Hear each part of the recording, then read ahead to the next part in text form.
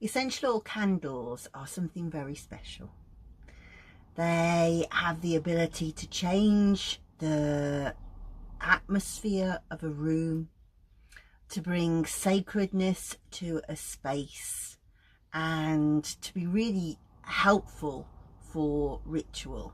And as a bee priestess, I like to make mine from beeswax, and I thought I would show you how to do it, because they are a very different kind of thing to the kind of candles that you buy in the shops. So first of all, let's put it out so that I don't burn myself. So beeswax is perfect for these because it's easy to use. Obviously, from a bee priestess point of view, beeswax is the ideal thing, but it's very malleable and easy to work with, and it burns down without leaving any residue. So I tend to use quite cheapo candles for in here for the videos and they tend to trickle down and leave quite a lot of wax underneath, whereas beeswax candles disappear into nowhere. So I wanted to make quite a big candle for you, but when I went on to Amazon, I ordered the wrong thing, and so what we've got here are really little sheets, but these work fantastically well. So ordinarily I would buy an A4 sheet, but these tiny. They've worked out to be just this big. And what we call this is foundation. That's the technical name for these. So if you decide that you are going to go bigger on Amazon, what you need to do is be really careful that you buy the right foundation. So the stuff that goes into my hives actually has wires going through it to be able to put that onto the frame so that the bees can use it to build onto. You don't want wired, so it's called unwired foundation. And unwired foundation comes in a sheet that's around about the size of A4, and it's really easy to use. So you might notice it has a pattern on it already that is like honeycomb.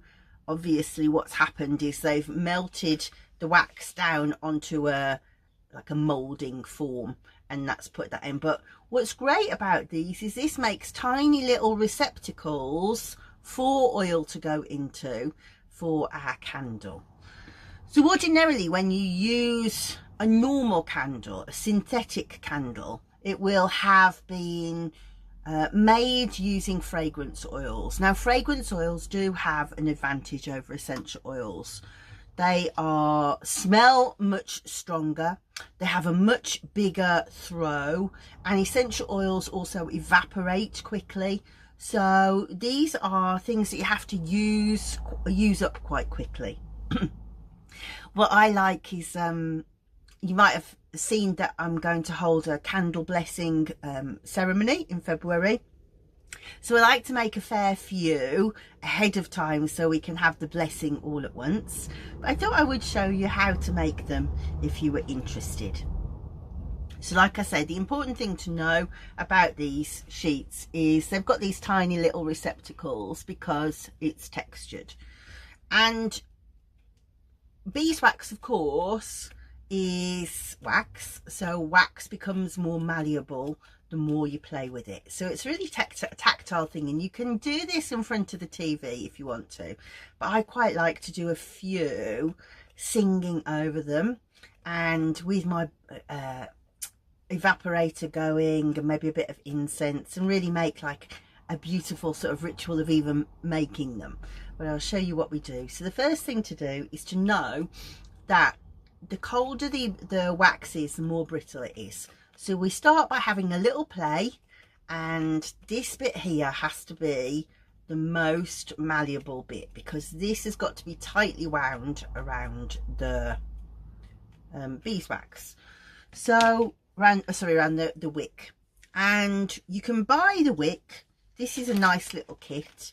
You can buy the string that you just cut it off to the right length, and this also comes with little fasteners for the bottom of the wick, although I have to say I'm so lazy I don't use those, but these are great if you're making bigger candles. And so what I do is I cut off a piece of thread just about twice the length of the edge, the small edge of the wax. And to begin with, we ignore the fact that we need any essential oils, because we want to do is get the rolling started. So if we press this on, it will actually dip into the receptacles in the wax. We want to stay nice and close to the edge, and then very gently just wind it round, and you'll see it does break, but it's forgiving.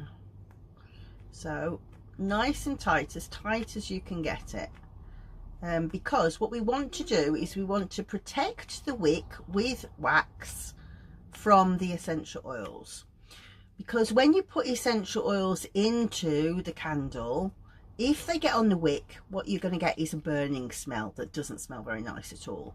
All we want to do is create a situation where the oils get warmer and so therefore evaporate into the air. So I've gone once across, I'm going back and I'm going to wind in a little bit more so that we are encasing this wick completely.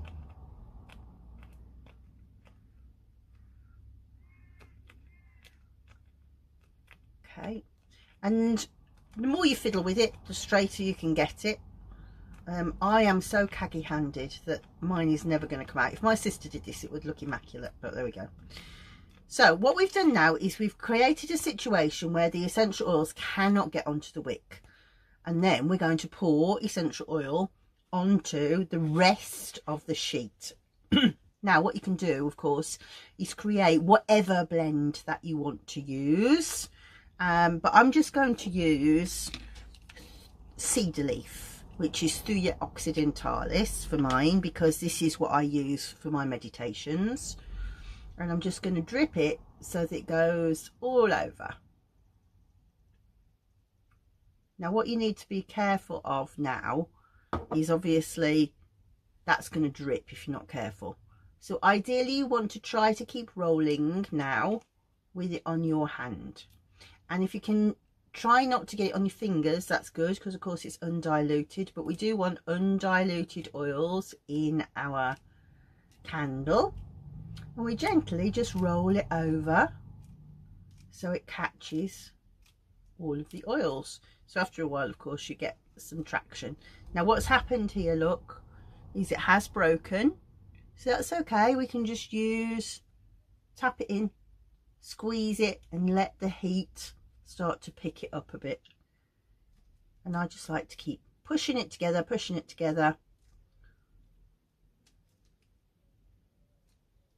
I'll put it down on the surface, that will help me. And then as we roll, I'm making a mess, but we have a situation where the candle comes together. Bear in mind that the oil is also wetting it, so it does make it more fragile. So just keep working with it. And then what we're going to do is, once we've got all of that oil wound in, we're going to use another piece of wax that's dry with no oil on to surround it. Oh my goodness, I'm making such a mess. I'll show you the disgrace in a minute that is my candle. Okay, nearly done, nearly wound.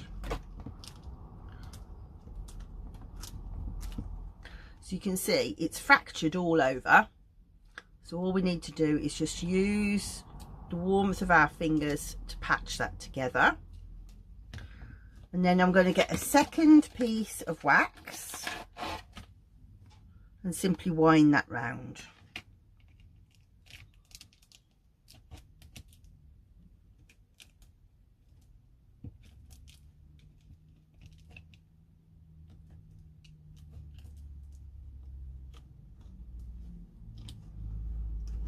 There you go. That's repaired the mess that I made. And as you can see, it's nowhere near straight. You can definitely get it straighter. I've left the bottom of the wick outside, so when I've pushed all this together then I can just trim it. And then what I like to do is just take a bit of warmth along there off the candle.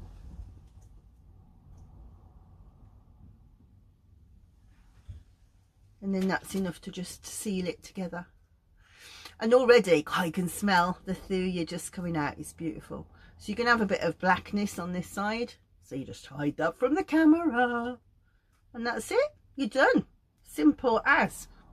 And then I just like to kind of do the bottom of the candle over. Just be careful because the wax of course is hot, but it's not very hot that you'd hurt yourself. Seal it up. And there you have your beeswax candle. Simple little project. Now, how do you store them? Now, that is a question in its own right, because of course the oils evaporate out of it very quickly because there's nothing confining it. If you put this into a plastic bag, it's going to sweat and it's horrible. So the answer is cellophane. So you can buy this little box came with this enormous cellophane, but this is exactly the stuff, see-through, and it just gives you enough space to be able to allow it to breathe. So I cut a piece that is around about 4 times the height of the candle, and then pop it inside like that.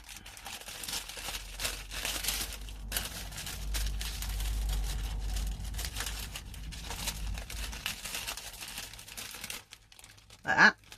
And then fold over the edges so it's rolled up into like a bag. Like that. Twist the top and sellotape. You've got like a Christmas cracker. And then that will preserve your candle beautifully until you're ready to use it. So there we go. That is how we make an easy essential oil candle. But just do remember that it will not have a strong smell. It does have a beautiful smell because of course you get the smell of the beeswax as well. But it's not going to fill your room. You want it close to you while you're working. But what you will get is that beautiful change of atmosphere. And the reason why I use the Thuya occidentalis is it's because it's like a dream-like effect. So when I'm doing meditation, it helps me to leave my body. But there we go. What you might want to do, of course, is to consecrate it, to rub oil down the side of it. These ones are ideal for doing this with. Just taking an anointing oil and rubbing it down the candle, or dropping a little bit of essential oil into the candle, into the wax well is good. But you're going to want to have a rather special essential oil to do that with. And so what I'm going to do is refer you to my frankincense video where it shows you how to consecrate the oil that you're going to use for your candles. So what we get over a period of time is this kind of collective consecration, that a special thing is used for a special thing is used for a special thing, and you get this kind of growing symbolism of power of the different things. So the next video to watch is how to consecrate an essential oil.